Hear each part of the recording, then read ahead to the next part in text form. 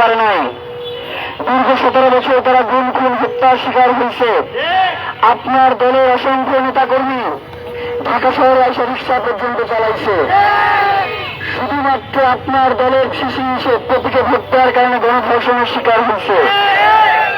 শুধুমাত্র আপনার দল করবার কারণে গুলি করে বন্দী করে দেওয়া হয়েছে। সেই দিনগুলো খুঁজে যাবে। এরপরেও যদি আপনি বলেন যে আওয়ামী পুনর্বাসনে আপনার কোনো হাত নাই, সেইটা আমরা বিশ্বাস করি না। একটা কথা আমরা স্পষ্ট করে বলি,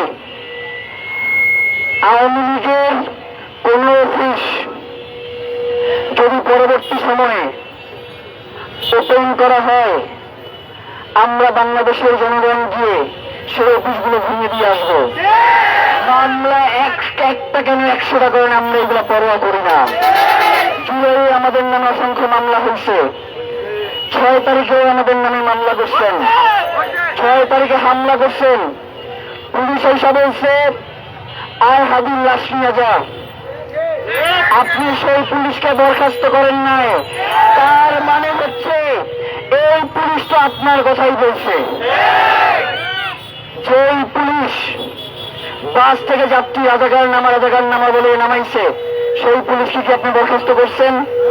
করেন নাই। তার মানে হচ্ছে যেই পুলিশ জুলাইয়ে আমার ভাইদেরকে হত্যা করেছে, আমাদের বোনদের বুকে গুলি চালিয়েছে, সেই পুলিশ দিয়ে আপনি বাংলাদেশে আর একটা ফ্যাসিবাদী রাষ্ট্র কায়েম করতে চাচ্ছেন। একটা কথা মনে রাখেন, জুলাইয়ে আমাদের 1400 ভাই শহীদ হয়েছে। আগামী দিনে যদি আমাদের 1822 শহীদ হয়, আমাদের জীবন যদি জাহান্নামে হয়ে যায়, বাংলাদেশের জন্য একটা জান্নাত বানানোর জন্য আমাদের জীবন জাহান্নাম হয়ে যাওয়ার জন্য আমরা রাজি আছি। তবুও বাংলাদেশকে কোনোভাবেই ভারতের তাবেদার, ভারতের দাস হইতে আমরা দিব না। আমরা কোন মার্কিন প্রোপাগান্ডা বাংলাদেশে চলতে দিব না। বাংলাদেশের স্বাধীনতা সার্বভৌমত্ব একমাত্র বাংলাদেশে তার মাথা উঁচু করে দাঁড়াবে। আমরা কোন রাষ্ট্রের সহযোগিতা নিয়ে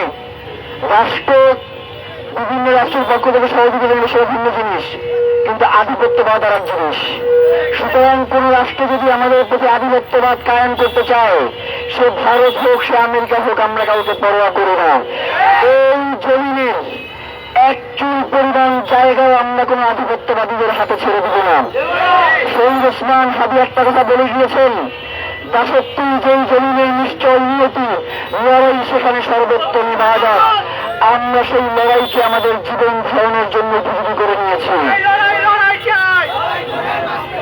প্রিয় ভাইয়েরা, মৃত্যুর আগের দিন পর্যন্ত একটা কথাই বলে যাব, এই জমিনে যতক্ষণ পর্যন্ত শহীদ ওসমান হাদির হত্যার বিচার নিশ্চিত না হবে, ততদিন পর্যন্ত এই জমিনের সার্বভৌমত্ব নাই, এই জমিনের স্বাধীনতা নাই। শহীদ ওসমান হাদিকে হত্যার পরে আরো 2 জন গুরুত্বপূর্ণ ব্যক্তিকে গুলি করে হত্যা করা হয়েছে। এই খুন কারা করেছে, এই খুনের পিছনে কারা রয়েছে, সবাইকে বের করে সম্ভব হয়েছে, কিন্তু শহীদ ওসমান হাদির হত্যাকারীদের বিচারে সম্ভব হয় নাই। এইটা আমরা মানি না।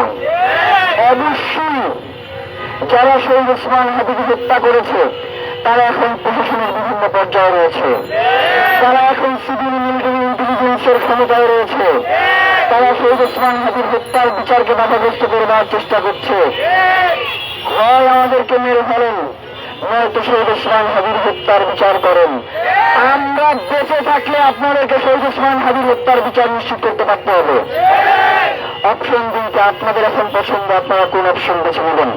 প্রিয় ভাইয়েরা, এখানে অনেকেই আছেন, আপনাদেরকে একটা আছে শাহাদাত লিখে থাকে, সেই শাহাদাতের তাওয়ান্না আমাদের ভিতরে আছে, কিন্তু আপনাদের কাছে একটা রিকোয়েস্ট আছে, আমরা যদি কেউ আল্লাহর কাছে চলেও যাই, শহীদ ওসমান হাদির হত্যার বিচারের দাবি থেকে আপনারা এক চলে মরবেন না ইনশাআল্লাহ। শহীদ ওসমান হাদি কোনদিন তার নিজের সন্তানের জন্য একবারের জন্য বলে নাই যে আমার এই সন্তানকে বাংলাদেশের জন্য, বাংলাদেশের আজাদীর জন্য ওকে দরকার নেই, ওকে আমি ঘরে বসে রাখতে বলছে। সে তার স্ত্রীকে ওসিয়ত করে গেছে বাংলাদেশের জন্য, যাতে তার সন্তানকে আস্তে আস্তে করে গড়ে তোলা হয়। আমরা শহীদ ওসমান হাদির ভাই, আপনারা শহীদ ওসমান হাদির ভাই বোন, আপনারা জীবিত থাকতে যাতে শহীদ ওসমান হাদি কেসকে এই রাষ্ট্র কোনদিন মিস্টিরিয়াস কেস বানাইতে না পারে, সেই দায়িত্ব আপনাদের আমাদের সকলের। ইনশাআল্লাহ চার্জশিট দাখিলের পরে আমরা আদালত থেকেই প্রেস ব্রিফ করে আপনাদেরকে জানাবো যে চার্জশিটে তারা কি লিখছে। হয়তো 2 দিন সময় লাগবে পুরো চার্জশিট পড়তে। 2 দিন পরে যদি আপনাদেরকে ডাক দেই যে আপনারা শহীদ ওসমান হাদির হত্যার বিচারের দাবিতে রাজপথে নেমে আসুন, আপনারা পারবেন না আসতে ভাই? ইনশাআল্লাহ বাংলার এই জমিনকে সকল ধরনের আধিপত্যবাদ মুক্ত না করা পর্যন্ত, বাংলাদেশকে একটি ইনসাফের রাষ্ট্র ধারণ না করা পর্যন্ত, বাংলাদেশের সীমান্ত সুরক্ষিত না করা পর্যন্ত, বাংলাদেশের রাষ্ট্র ব্যবস্থায় সৎ এবং যোগ্য লোকদেরকে বসানো না পর্যন্ত আমাদের এই লড়াই চলছে, আমাদের এই লড়াই চলবে ইনশাআল্লাহ। সবাইকে অসংখ্য ধন্যবাদ। বাংলাদেশ জিন্দাবাদ, ইনকিলাব জিন্দাবাদ। সবাই অনেক কষ্ট করেছেন। ইফতারের পরে আমি দেখেছি যে সবার মন চায় একটু বিছানায় গাটা এড়িয়ে দেই, কিন্তু আপনারা বিছানায় না গিয়ে আপনারা শহীদ ওসমান হাদির জন্য রাজপথে এসে দাঁড়িয়েছেন। সুতরাং শহীদ ওসমান হাদিকে নাই করে দেওয়া কারো পক্ষে সম্ভব না ইনশাআল্লাহ। শহীদ ওসমান হাদি ছিল, শহীদ ওসমান হাদি আছে, শহীদ ওসমান হাদি থাকবে ইনশাআল্লাহ।